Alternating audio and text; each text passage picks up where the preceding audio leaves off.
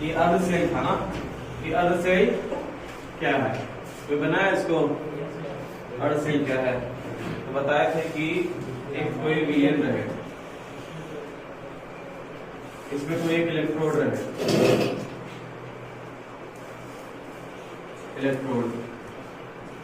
Electrode कितना प्रकार का होता है? कौन कौन? ऑक्सीकरण और करण। कैथोड और एनोड। इलेक्ट्रोड क्या प्रकार का होता है? दो प्रकार, एक होता है कैथोड, एक क्या होता है एनोड। वही दोनों प्रकार का होता है, ठीक है। अब जो है कि एक इलेक्ट्रोड है, हो सकता है वो कैथोड भी हो सकता है और वो एनोड भी हो सकता है। अभी हमको नहीं पता कि ये क्या है।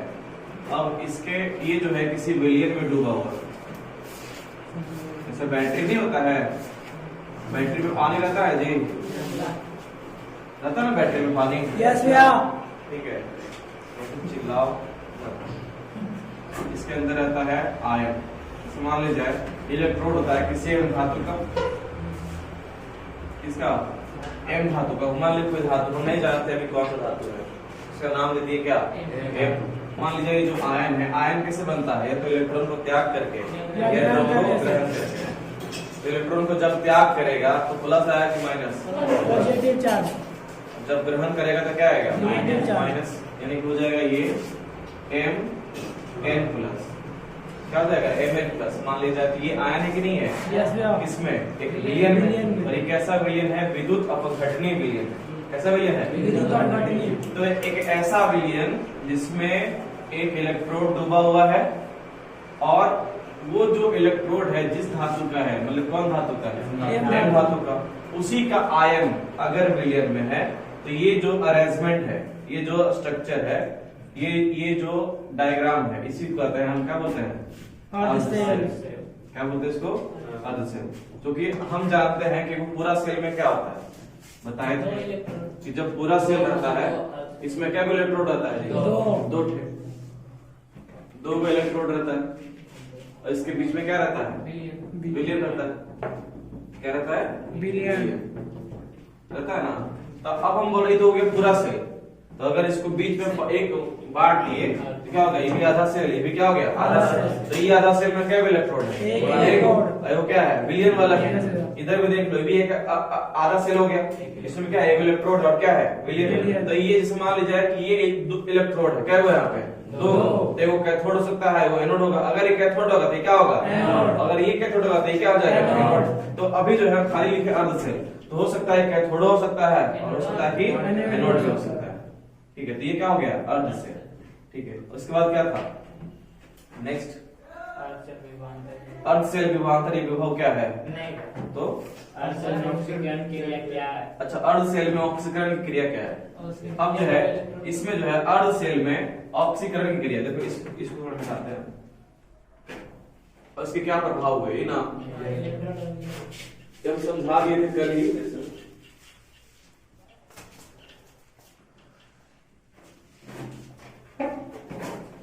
तो ये जो है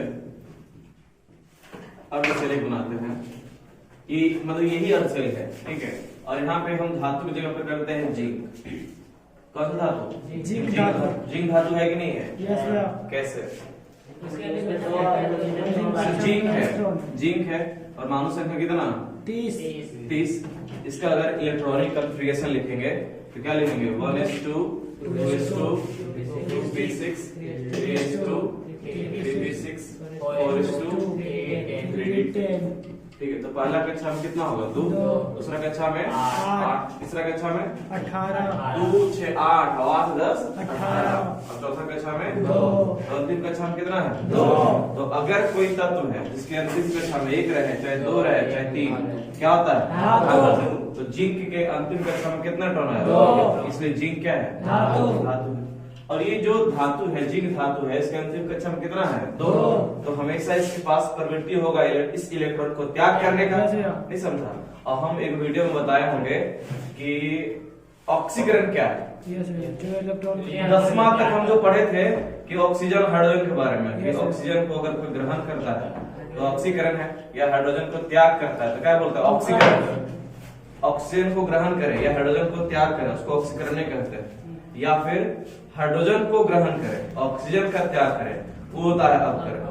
लेकिन इस बार हम लोग को वो चीज नहीं पढ़ना है, वो बच्चा तक ठीक था। इलेक्ट्रॉन का त्याग करना होता है ऑक्सीकरण, इलेक्ट्रॉन को ग्रहण करना क्या होता है अपकरण। ऑक्सीकरण को एक और नाम से जानता है उपचयन। कौन चयन? उपचयन। और अपकरण को अपचयन। ठीक है, तो ये जो जिंक है इसके अंतिम कक्षा में कितना है? 2। तो ये हमेशा इलेक्ट्रॉन को त्याग करेगा, ये वाला 2 का। तो जब ये त्याग करेगा तो कौन सा क्रिया करेगा? ऑक्सीकरण का क्या अपकरण का? ऑक्सीकरण का। तो ये जो जिंक है यहाँ से Mn प्लस, जैसे ये M था तो Mn प्लस हो गया। जिंक धातु तो इसी का कोई आयन रहेगा ना, इसका आयन हो गया मान लीजिए जिंक क्या जी प्लस 2। तो इसमें क्या होगा कि जिंक जो होगा वो 2 इलेक्ट्रॉन का त्याग करेगा। कितना इलेक्ट्रॉन का? 2 इलेक्ट्रॉन का। और क्या बनेगा? जिंक पे 2+4। 2+4। इसका मतलब है कि कौन सा क्रिया हो रहा है यहाँ पे? ऑक्सीकरण। तो इस क्रिया में क्या होता है कि जो इलेक्ट्रोड है, ये जिंक जो है यहाँ पे जो है तुम्हारे इलेक्ट्रोड पे धातु पे, ये ना ये वाला ना, यस भैया। और ये जिंक प्लस प्लस क्या है हमारा आयन में, विलयन में है ना, ये ना जिंक प्लस प्लस विलयन में। तो इसमें क्या हो रहा है कि जिंक जो है किसमें कन्वर्ट हो रहा है? आयन में। देखो एक अभिक्रिया जैसा ही हो रहा है कि ये प्रतिकारक है, ये प्रतिफल जैसा है, ये खत्म होगा और बनेगा कौन? धीरे धीरे। जैसे मान लीजिए शुरुआत में सबसे शुरुआत में टाइम बराबर 0 है, तो ये मान लीजिए 100 रहेगा तो कितना रहेगा? 0। क्योंकि जब शुरू ही नहीं हुआ है, जैसे मान लिया जाए कि हमको बाजार से बिस्किट लाए हैं, जब उसका पैकेट नहीं फाड़े हैं तो बिस्किट में सबका सब बिस्कुट है, हमारे पेट में कितना है? 0। लेकिन धीरे धीरे जो क्या बिस्किट का जो तुम्हारा पैकेट है उसमें बिस्किट संख्या कितनी हो जाएगी? 0। अभी बिस्किट की संख्या कितना है? 100। जब टी बराबर मान लीजिए कुछ मान लीजिए कि 1 घंटा हो गया, ठीक है, कुछ समय हो गया 1 घंटा, तो जो बिस्किट में जो पैकेट में बिस्किट है वो कितना हो जाएगा? 0। हमारे पेट में कितना हो जाएगा? 100। समझा? मतलब ये धीरे धीरे जो है खत्म होगा और कौन बनेगा? प्रतिफल बन जाएगा। नहीं समझा? इसका मतलब है कि ये जो इसका संख्या धीरे धीरे कम होगा, कि इसका जो मोटाई है धीरे धीरे कम होगा, क्षरण हो जाएगा इसका, इसे निकल किस में आ जाएगा? कि जिंक से क्या बन रहा है? जिंक प्लस प्लस, यानी कि जो हमारा विलयन है वो कैसा हो जाएगा? ऋणावेशित की धनावेशित, कि जिंक प्लस प्लस में बन रहा है ना। ऐसे भी कर सकते हो कि इसका मोटाई एकदम कम हो जाएगा। नहीं समझा? ये जो क्षरण हो जाएगा इस इलेक्ट्रोड का, ठीक है, और इसमें जो आयन की संख्या बढ़ जाएगी। कौन सा आयन? पॉजिटिव की नेगेटिव? पॉजिटिव। अब क्या निकलता है? इलेक्ट्रॉन जो है ये इलेक्ट्रोड पर रह जाता है, ठीक है। तो जब इलेक्ट्रॉन है कैसा आवेशित पे रहता है? ऋण आवेशित। तो ये जो है तुम्हारा इलेक्ट्रोड ये होने लगेगा ऋण आवेशित। ये जो हमारा विलयन है क्या होने लगेगा? ऋण आवेशित। ये दिए थे ना कि क्या प्रभाव पड़ता है। तो ये हम देख लिए कि अगर जिंक रहेगा तो ऑक्सीकरण क्रिया होगा और क्या प्रभाव पड़ेगा कि विलयन है हमारा वो जाएगा हमारा धन आवेशित, और ये जो हमारा इलेक्ट्रोड है वो कैसा हो जाएगा? ऋण आवेशित। और इसका जो मोटाई धीरे धीरे क्या होने लगेगा? मतलब पतला होने लगेगा, और इसमें जो है कि आयन की संख्या क्या होने लगेगी? बढ़ने लगेगी। ठीक है, फिजिक्स में इसको चार्जिंग कहते हैं, चार्ज होना। कि जो वाटर है ना अंदर में ये चार्ज हो रहा, डिस्चार्ज कब होगा? जब इसमें से निकल के ये बताएंगे फिजिक्स में। ठीक है, तो ये हमारा हो गया कौन सा कि ऑक्सीकरण का क्या प्रभाव। अब दूसरा हमारा क्या है? अपकरण वाला प्रभाव ना, इसको मिटा देते हैं।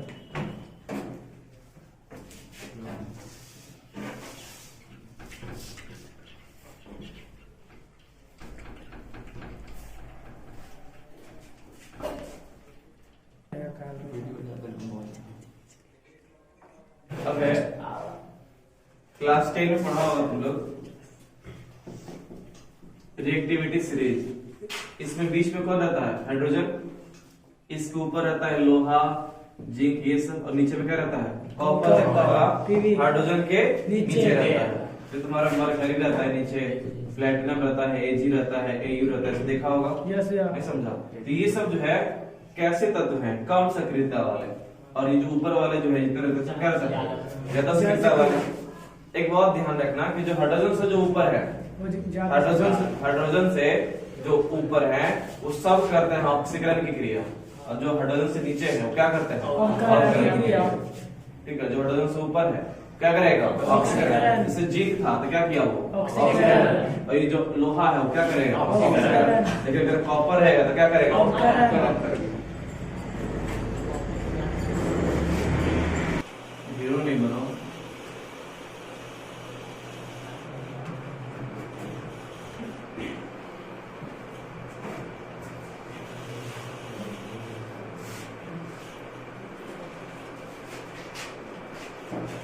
ठीक है। अब जो है कि फिर से एक इलेक्ट्रोड है, मान लीजिए इस पर जो है इलेक्ट्रोड है कॉपर। कौन है? कॉपर। ठीक है, तो इसी का आयन रहेगा इसके नीचे, इसके विलयन में। ये कैसा विलयन है? विद्युत अपघटनी विलयन। ठीक है, ये मान लीजिए कॉपर धातु है, कॉपर का इलेक्ट्रोड है, तो इसमें जो आयन रहता है मान लीजिए कॉपर प्लस, क्या रहता है? Copper plus. कॉपर के पास है ना कि अवकरण करने की क्षमता होती है, इलेक्ट्रॉन ग्रहण करेगा, मतलब इसका आयन जो है ना वो इलेक्ट्रॉन ग्रहण करेगा। ठीक है, तो क्या होगा? Copper plus plus. Copper plus plus का मतलब क्या हुआ? कॉपर जो है 2 इलेक्ट्रॉन का त्याग कर चुका है। ठीक है, यानी कि अगर इसको जब 2 इलेक्ट्रॉन देंगे फिर किसके जैसा बन जाएगा? कॉपर के जैसे बन जाएगा। मतलब इसमें जो प्रक्रिया होगा इसका पिछले वाला का उल्टा होगा। ये देखो उसमें क्या होता है, इसमें से निकल के इस पे आ रहा था, अब क्या होगा कि इन 2 इलेक्ट्रॉन को ग्रहण करके इस पे चढ़ेगा। ये समझा? पिछले वाले में क्या हो रहा था कि ये जो है निकल के इसमें आ रहा था, तो इसका मोटाई कम हो रहा था। अब क्या होगा? इसका मोटाई क्या होगा? ज्यादा होगा, बढ़ेगा। नहीं समझा? ये डिस्चार्जिंग कंडीशन है कि डिस्चार्ज हो गया, इस पे चढ़ेगा। ठीक है, ये जो है कॉपर प्लस प्लस जो आयन है, कॉपर प्लस प्लस आयन है, 2 इलेक्ट्रॉन को जो है ग्रहण करके क्या बनेगा? कॉपर। तो ये वाला जो है, जैसे देखो ये वाला जो इस पे चढ़ेगा, तो जैसे पिछले वाले कंडीशन में ये ऋण आवेशित हो रहा था और ये क्या हो रहा था? धनावेशित। अब ये वाला इस पे चढ़ रहा है, तो अभी क्या बनेगा? ये बनेगा धनावेशित। इस वाले केस में क्या बनेगा? धनावेशित। ये क्या बनेगा? ऋण आवेशित। जस्ट उसका उल्टा होगा इसमें, क्योंकि प्रोसेस एकदम उल्टा हो रहा है। उसमें क्या था? इससे इधर आ रहा था, इस पर क्या हो रहा है? इसमें से इस पे बच रहा है, यानी कि कॉपर प्लस प्लस 2 इलेक्ट्रॉन, और क्या हो रहा है? कॉपर यहाँ पे कौन सा प्रक्रिया हो रहा है? अवकरण, या इसको क्या बोलते हैं? अपचयन। अपचयन। ठीक है, तो ये हमने देखा इसको, कि ये हमारा होमवर्क था ना कि क्या और क्या तुमको क्वेश्चन था होमवर्क। ठीक है, अब अपन पढ़ते हैं कि इलेक्ट्रोड विभव कितने प्रकार का होता है। उसके पहले हम पढ़ते हैं अर्ध सेल विभव। पता है अर्ध सेल विभव?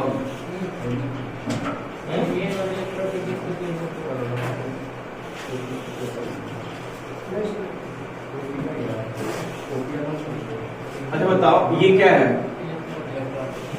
ये कैसा है? पूरा सेल क्या? अर्ध सेल। अर्ध सेल। तो अर्ध सेल में ये क्या होता है? ये इलेक्ट्रोड, और इसके अंदर क्या होता है? आयन होता है। ठीक है, मान लीजिए कि इलेक्ट्रोड है कोई एम धातु का, और इसमें जो आयन है ये Mn+। तो ये जो धातु इलेक्ट्रोड है ये, और ये जो आयन है, इसके कारण इसमें एक विभव उत्पन्न होता है। क्या उत्पन्न होता है? विभव। क्योंकि ये अर्ध सेल है और ये इलेक्ट्रोड है और ये क्या है? आयन। ये दोनों के कारण जो प्रक्रिया होता है, प्रक्रिया कितने प्रकार का हो सकता है? 2 प्रकार का। ऐसे 3 संभावना है कि एक तो पहला कोई परिवर्तन नहीं हो, दूसरा है कि ये निकल के इसमें आ जाए, तीसरा क्या है कि ये वाला इस पे चढ़ जाए। 3 कंडीशन हो सकता है, लेकिन एक जो कंडीशन है कि उसमें कोई परिवर्तन नहीं, मतलब सेम रहे, जैसे था वैसे रह जाए, तो उसके बारे में तो ज्यादा सोचेंगे नहीं। हमको सोचना ये है कि वो जो 2 को परिवर्तन हुआ, कि एक बार इलेक्ट्रॉन इसमें आया, एक इलेक्ट्रॉन इससे इस पे गया, तो इस प्रक्रिया के कारण उसमें वोल्टेज आ जाता है। क्या आता है? वोल्टेज। ये है क्या? पूरा सेल के अर्ध सेल। अर्ध सेल। तो उस विभव को क्या बोलते हैं? अर्ध सेल विभव। कि किसी अर्ध सेल में इलेक्ट्रोड और आयन के बीच में जो इलेक्ट्रॉन का परिवर्तन होता है, इसके कारण से जो विभव उत्पन्न होता है उसको क्या बोलते हैं? अर्ध सेल विभव। और इसको कहा जाता है इलेक्ट्रोड विभव भी कहा जाता है। इसको क्या कहते हैं? इलेक्ट्रोड विभव। इलेक्ट्रोड विभव। और ये इलेक्ट्रोड विभव क्या प्रकार का होता है जी? 2 प्रकार का। पहला कौन सा? ऑक्सीकरण विभव, और दूसरा अपकरण विभव। ऑक्सीकरण विभव को एक और नाम से जानते हैं, क्या बोलते हैं उसको? अपचयन विभव। इसको अपचयन विभव। अब क्या है ऑक्सीकरण विभव? क्या है? ऐसे देखो, ये सब हम बता चुके हैं, शायद तुमने देखा होगा, देखा है वीडियो में। उसमें मैं बता चुका ऑक्सीकरण नवकरण, तो मैं फिर से बताऊं कि मैं आगे बढ़ूं कि कौन कौन नहीं देखा है ये वाला वीडियो ऑक्सीकरण नवकरण वाला? सिर्फ एक लड़का देख लेना जाके क्लास में। नहीं दिखा रहे तेरे को नहीं है। तो ऑक्सीकरण विभव में क्या होता है कि जो इलेक्ट्रोड लेते हैं हम बात करेंगे इसमें ऑक्सीकरण विभव में। तो इसमें जो इलेक्ट्रोड लेंगे वैसा इलेक्ट्रोड लेंगे जो क्या करे, ऑक्सीकरण की क्रिया करे, यानी कि जो इलेक्ट्रॉन को क्या करे, त्याग करे। जैसे मान लीजिए कि जिंक है, तो जिंक जो है, जिंक को लेंगे, अगर हमको ऑक्सीकरण विभव निकालना रहेगा तो क्या करेगा, दो इलेक्ट्रॉन का त्याग करेगा तो क्या बनेगा, जिंक प्लस प्लस। तो यहाँ जो वोल्टेज आएगा कैसा विभव आएगा, ऑक्सीकरण विभव। ठीक है, अच्छा बताओ कि अगर हमको अवकरण विभव रहेगा तो हम ऐसा कर सकते हैं कि जिंक प्लस प्लस रखते हैं और इसको दो इलेक्ट्रॉन दे देते हैं, तो क्या बन जाएगा ये जिंक। तो यहाँ पे नहीं हो रहा है कि ये इलेक्ट्रॉन को ग्रहण कर रहा है, तो क्या हो गया ये अवकरण। यहाँ जो वोल्टेज होगा कैसा वाला वोल्टेज होगा, तुमको नहीं लग रहा कि ये जस्ट इसका उल्टा है, नहीं उल्टा, जिंक से बना जिंक प्लस प्लस, यहाँ पे क्या कर दिया इसको उलट के जिंक प्लस प्लस प्लस दो इलेक्ट्रॉन क्या हो गया जिंक। तो ऑक्सीकरण विभव और अवकरण विभव का मान एक ही होता है, खाली इसका साइन क्या होता है, चेंज होता है, कि वो होता है प्लस में, वो क्या होता है माइनस में। अगर ये प्लस 0.76 है तो कितना हो जाएगा ये माइनस 0.76 वोल्ट। ठीक है, एक दूसरे का क्या होता है उल्टा होता। ठीक है, अब इसमें एक और चीज है, मानक अपचयन विभव बताए होंगे, जो वीडियो लास्ट तक देखा होगा इसको ये चीज पता होगा। मानक अपचयन विभव बताए, सबसे लास्ट में ही था। जैसे एक चीज है ना कि अगर सांद्रता जैसे बढ़ेगा विलयन का, देखो अब इसके पहले तुम ये जानो कि दो तरह का विभव है, एक ऑक्सीकरण विभव जो क्या है अवकरण विभव है। अभी जो वर्तमान में जो चल रहा है ऑक्सीकरण विभव को नहीं लेते हैं, किसको लेते हैं अवकरण विभव। अवकरण विभव मतलब कैसे विभव, अपचयन वाला, ऐसा वाला अपचयन वाला, मतलब जहां भी देखेंगे हमको जहां भी दिया रहेगा कैसे दिया रहेगा अपचयन विभव। तो एक रूल है कि जैसे ही सांद्रता बढ़ता है, क्या बढ़ता है सांद्रता इंक्रीज करता है, तो तुम्हारा जो अपचयन विभव है, अपचयन विभव ये भी क्या होता है बढ़ता है, अपचयन विभव बढ़ेगा। और जैसे ही सांद्रता तुम्हारा कम होगा, सांद्रता तुम्हारा कम होगा, अपचयन विभव भी क्या हो जाएगा कम हो जाएगा, अपचयन विभव भी क्या होगा कम। ठीक है, तो अगर मान ले जाए कोई विलयन है, अगर मान ले जाए कोई क्या है, हम निकालना चाहते हैं इसके बारे में कि मानक अपचयन विभव क्या है। अगर कोई विलयन है तो उसकी सांद्रता, उसकी क्या सांद्रता, अच्छा मोलरता नाम सुना है, मोलरता, मोलरता का मात्रक बताओ, मोलरता का मात्रक बताओ, बताओ जल्दी, मोलरता का परिभाषा बताओ, मोलरता की परिभाषा बताओ, आराम से क्या बोला, 1 लीटर मिलियन में उपस्थित हाँ। 1 मोल तो m बराबर हो जाएगा तुम्हारा क्या मोल, और देखिए लीटर, या इसमें इस तरह से मोल इनटू लीटर इनवर्स। ठीक है, तो अगर मान लिया जाए कि कोई विलयन है, ठीक है, उसकी सांद्रता जो है 1 मोलर हो, सांद्रता अगर जो है 1 मोलर था, कितना मोलर था हो 1 मोलर था। अगर कोई विलयन है और उसका जो है तुम्हारा सांद्रता कितना है 1 मोलर था, m बढ़ता है मतलब मोलर था, तो जो है कि उस विलयन का जो अपचयन विभव होगा, विलयन का जो कौन विभव होगा अपचयन विभव, उसको क्या बोलेंगे मानक अपचयन विभव। जो विलयन है उसका सांद्रता कितना हो जाए 1 मोलर था, कितना मोलर था 1 मोलर था, तो विलयन का जो अपचयन विभव होगा उसको क्या बोलेंगे मानक अपचयन विभव। ठीक है, यहाँ तक शायद हम जो है कि तुम्हें पढ़ा चुके हैं। अब इसके आगे हम लोग चलते हैं, इसको मिटा दे क्या, वेरी वेरी इंपॉर्टेंट, यही तो है इसमें सेल, ध्यान से देखना सेल। ठीक है, जैसे हम इसके पहले पढ़ाए थे अर्ध सेल, तो सेल का परिभाषा क्या होगा कि अर्ध सेल को जब जोड़ देंगे तो क्या बनेगा सेल।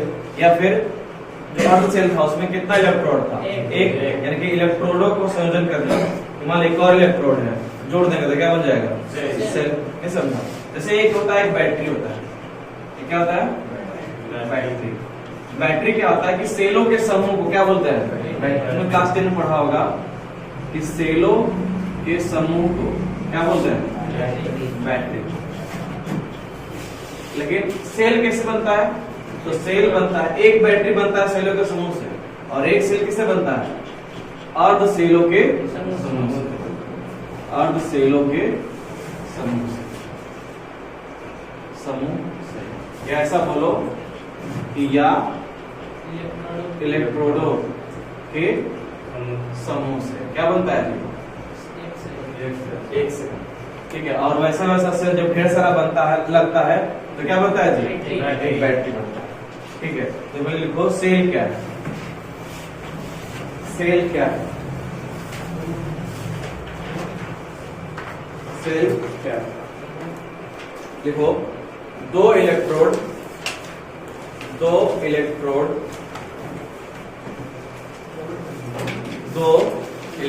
या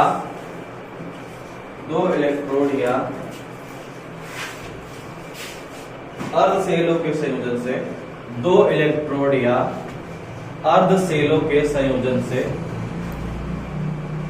अर्ध सेलों के संयोजन से, अर्ध सेलों के संयोजन से सेल बनता है। संयोजन से सेल बनता है। जो सेल होता है दो प्रकार का होता है। सेल कितने प्रकार का होता है दो। देखो सेल के दो प्रकार, सेल के दो प्रकार, सेल के दो प्रकार। पहला है वैद्युत अपघटनी सेल। वैद्युत अपघटनी सेल। दूसरा वैद्युत रासायनिक सेल। वैद्युत रासायनिक सेल। पहला कौन सा सेल वैद्युत अपघटनी सेल, दूसरा वैद्युत रासायनिक सेल। पहला कौन सा वैद्युत अपघटनी सेल, दूसरा वैद्युत रासायनिक सेल।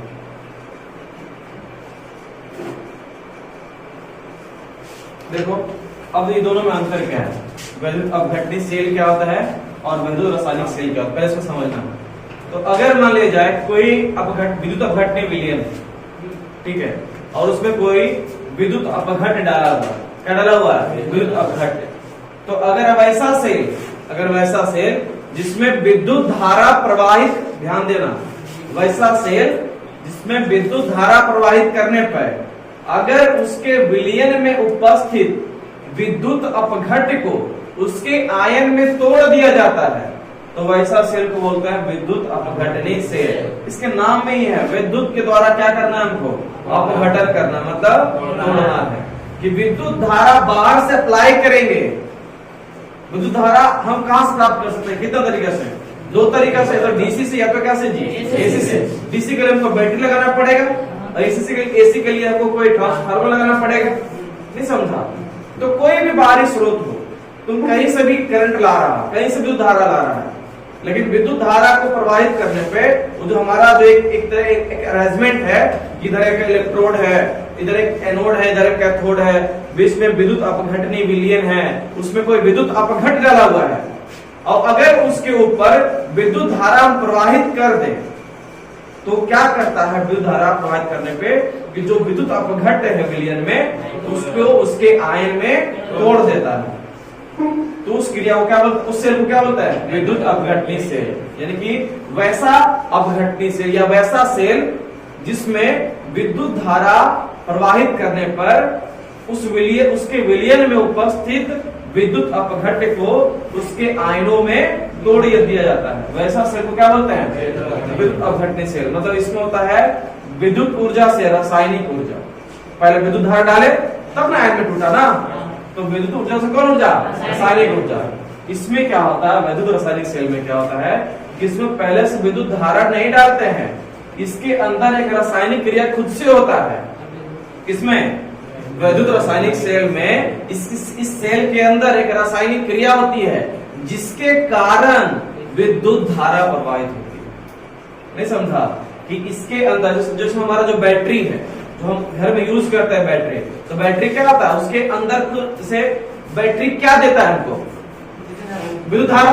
तो हमको विद्युत धारा दिया ना, पहले उसके लिए उसके अंदर में क्या होता है कि रासायनिक क्रिया होता है। नहीं समझा? ये वही वाला बैटरी वाला कॉन्सेप्ट है जो हम लोग बैटरी देखते हैं कि ऐसा सेल जिसके अंदर रासायनिक अभिक्रियाओं के होने के बाद हमें क्या प्राप्ति होती है जी? विद्युत धारा की प्राप्ति होती है। वैसे हमको क्या बोलेंगे?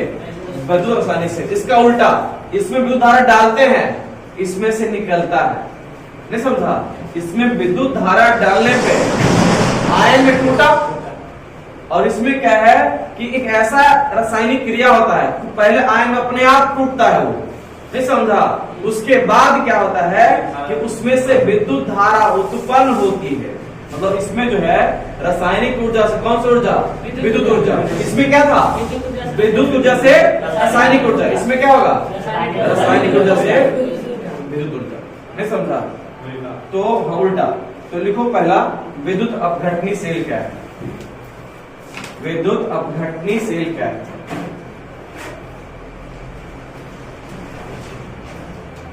लिखो, जब विद्युत ऊर्जा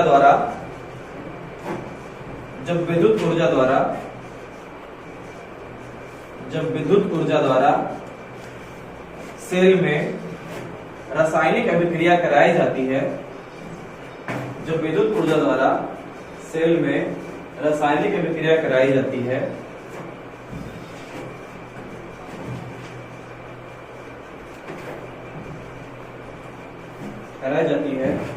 तो इसे विद्युत अपघटनी सेल कहते हैं। तो इसे विद्युत अपघटनी सेल कहते हैं। इसे क्या कहते हैं? विद्युत अपघटनी सेल कहते हैं। विद्युत अपघटनी सेल कहते हैं। ठीक है? या फिर इसमें एक और परिभाषा लिखेंगे कि देखो, वैसा सेल जिसमें विद्युत धारा प्रवाहित करने पर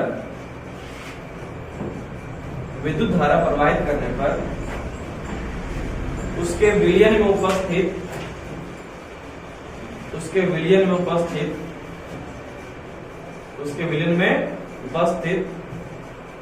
वैद्युत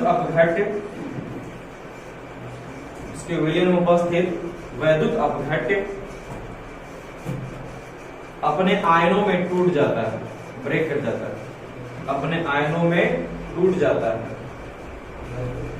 अपघट्य अपने आयनों में टूट जाता है, अपने आयनों में टूट जाता है।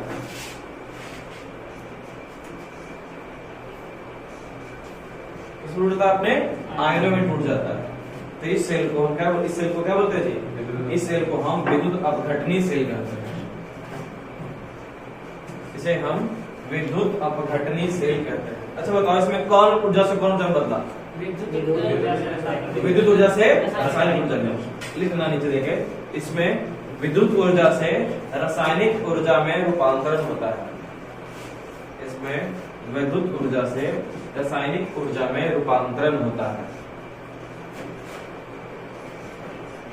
इसमें विद्युत ऊर्जा से रासायनिक ऊर्जा में रूपांतरण होता है।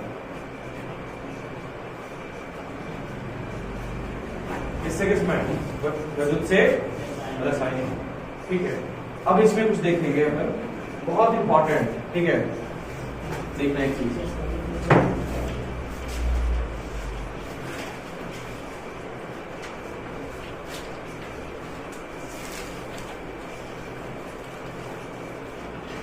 ये जो इस पे अभी जो बताएंगे ना, उसको बहुत सारा रिपीट पूछे हुए हैं।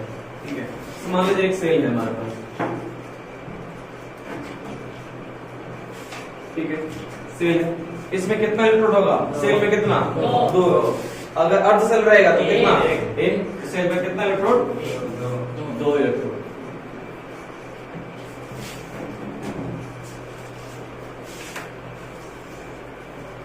दो इलेक्ट्रोड है। अच्छा बताओ, इसमें जो है एक विलयन भी होगा,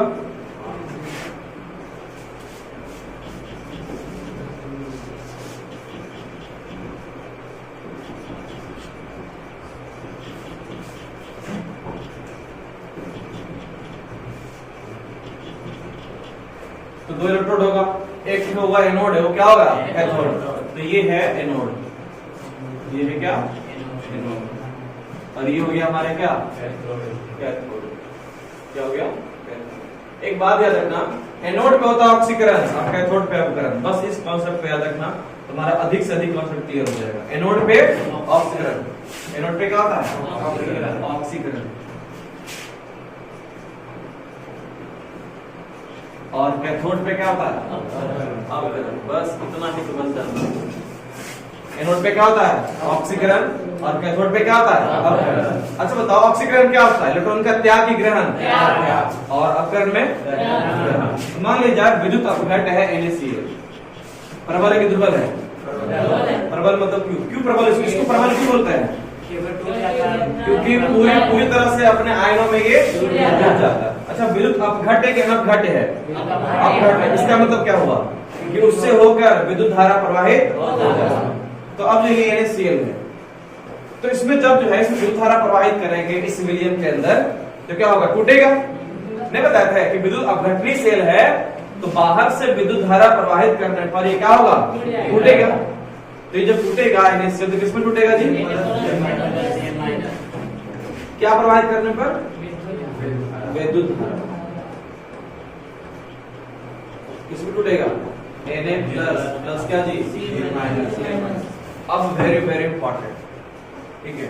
अब एक बात हम जानते हैं कि एनोड पे क्या होता है? ऑक्सीकरण। कैथोड पे क्या होता है? अपकरण।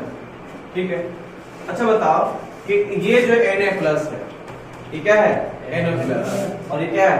Chlorine minus. अब हमारे पास ये आता है कि Na+ किस पे जाएगा? एनोड पे की कैथोड पे, और ये क्लोरीन माइनस कहाँ पे जाएगा? एनोड पे की कैथोड पे। अच्छा बताओ कि एनोड पे क्या होता है? ऑक्सीकरण मतलब त्याग की ग्रहण, त्याग। और एनोड पे क्या होता है? अपकरण मतलब क्या? ग्रहण। अच्छा, ये Na+ बना हुआ, जो Na+ लिखा हुआ है, ये आदमी कर्जा लिए हुए कि अमीर है? मतलब Na+ जो है, Na+ इसके पास कमी है कि मतलब कि अधिकता हो गया है? Na+ जो है इसके पास कमी है तब ना प्लस है। देखो रेडिएट, देखो सोडियम जो है कितना होता है इसका? 11। दो कितना? 8 कितना? 1। इसके पास इलेक्ट्रॉन कितना है? 11। 1 है। और अगर Na+ बन जाएगा तो कितना हो जाएगा? वो कम जाएगा ना।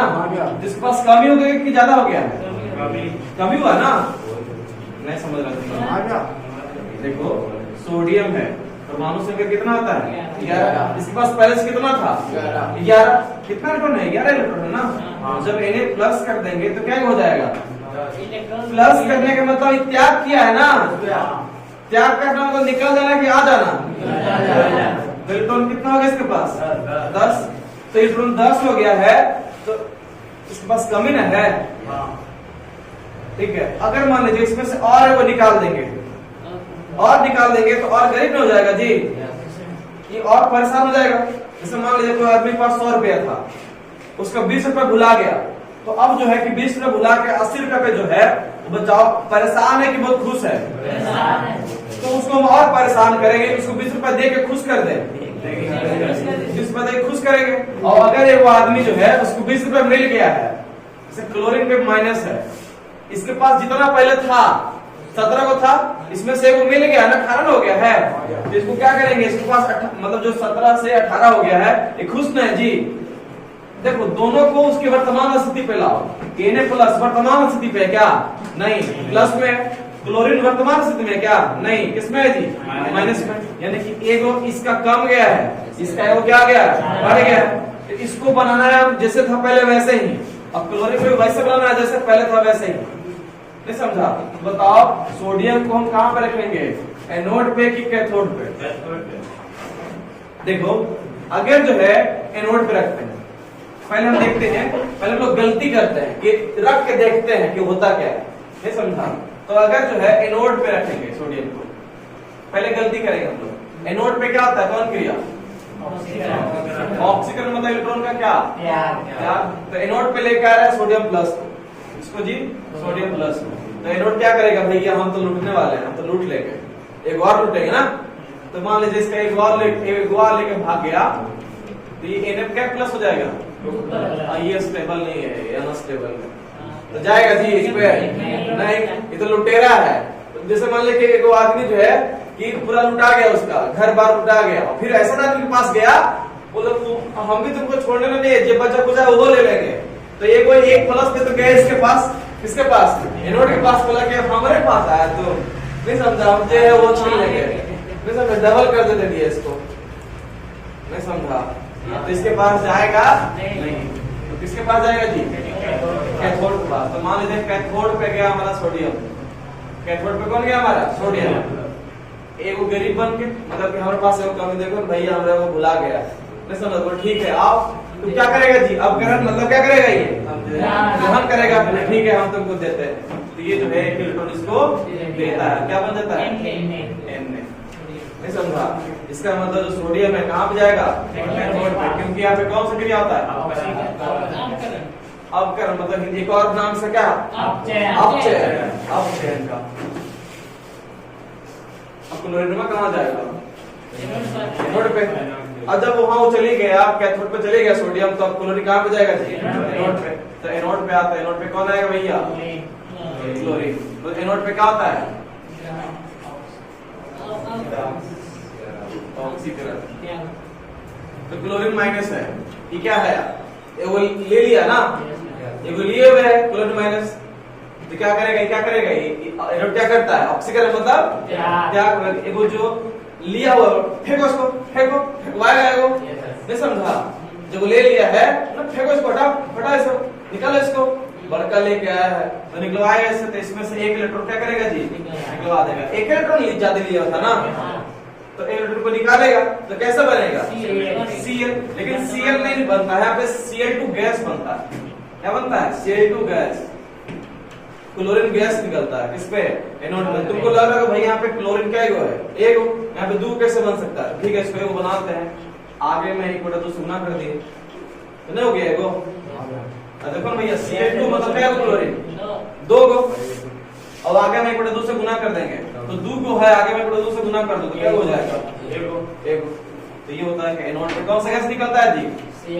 तो तुमसे सवाल पूछेगा कि NaCl का विद्युत अपघटन होने पर, विद्युत धारा डाल तब ना अपघटन हुआ रे, देखो ना भैया इधर देखो, ध्यान दो बोर्ड पे, इधर NaCl है, विद्युत धारा डाले, अपघटन हुआ कि नहीं, प्लस में टूटा कि नहीं, Na प्लस किसमें, टूटा कि नहीं टूटा, तो विद्युत अपघटन हुआ। तो विद्युत अपघटन होने पे कैथोड पे क्या होगा, सोडियम धातु, और एनोड पे कौन सा गैस, क्लोरीन गैस, ठीक है इसको लिख लो पूरा,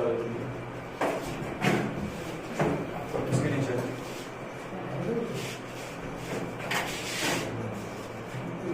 CaO, अगर इसका CaO, इसका नाम क्या है, कैल्शियम ऑक्साइड। अगर इसका विद्युत अपघटन करेंगे कैल्शियम ऑक्साइड का, क्या डालने पे, विद्युत धारा, किसको टूटेगा, कैल्शियम पे क्या प्लस, 2 प्लस, ऑक्सीजन पे क्या माइनस, 2 माइनस। तो कैथोड पे कौन जाएगा जी, कैल्शियम जाएगा, कैथोड पे कौन जाएगा, जो प्लस में है वो जाएगा एनोड पे जी, अपना और लुटवाने जाएगा, 2-3 होने जाएगा, नहीं हम जो है अपना कम होना चाहते हैं, 2 को तो हमारा ऐसे कम गया है, हम बढ़ाना चाहते हैं ना, तो कहाँ जाएगा जी, कैथोड पे। कैथोड पे क्या होता है, अपकरण, क्या हो जाएगा, Ca प्लस को क्या इलेक्ट्रॉन मिलेगा, 2 इलेक्ट्रॉन, क्या बन जाएगा, Ca मतलब कैल्शियम, और एनोड पे क्या होगा, ऑक्सीकरण, ऑक्सीकरण, तो क्या होगा बताओ, एक इलेक्ट्रॉन ऑक्सीकरण होगा, तो आएगा कौन, ऑक्सीजन माइनस, ऑक्सीजन माइनस आएगा, तो क्या इलेक्ट्रॉन मिलेगा जी, क्या इलेक्ट्रॉन से खींचेगा, 2 इलेक्ट्रॉन, क्या बन जाएगा ये, हाफ फोटो, किससे फोटो, ये इस तरह से उड़ जाएगा, क्या है जी, गैस।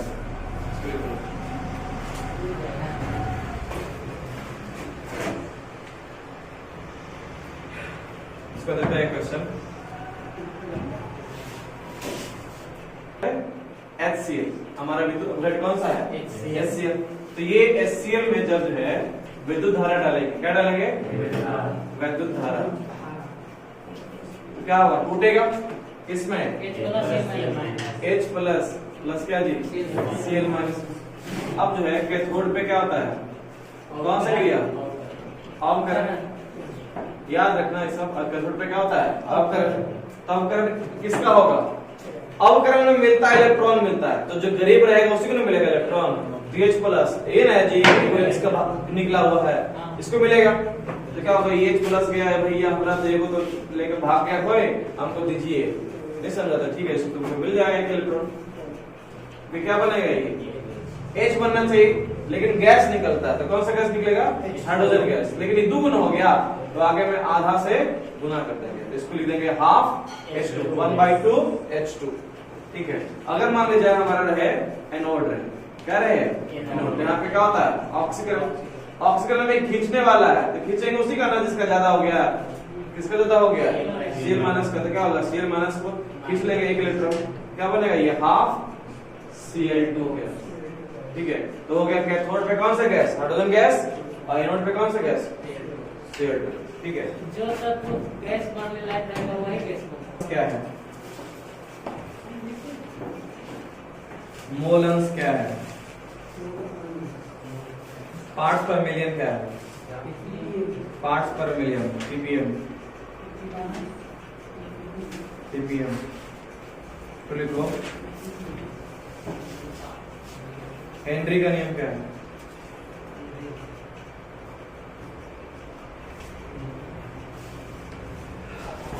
संघनन और वाष्पीकरण क्या है?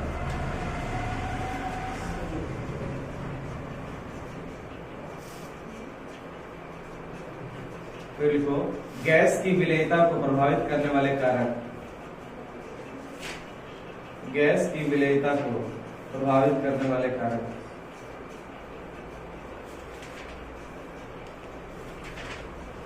फिर लिखो हिमांक का अपनमन क्यों होता है?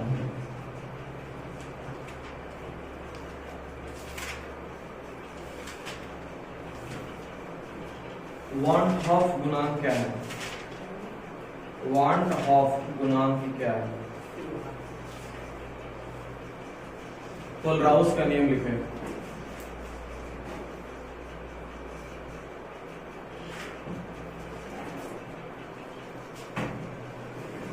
देखो विशिष्ट प्रतिरोध क्या है?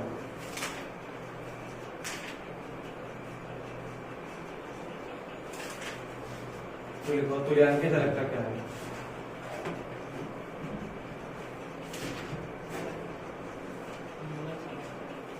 तो लिखो निर्बल विद्युत अपघट्य और प्रबल विद्युत अपघट्य में अंतर लिखें। निर्बल विद्युत अपघट्य और प्रबल विद्युत अपघट्य में अंतर लिखें। ठीक है, कल होगा मैथ का क्लास।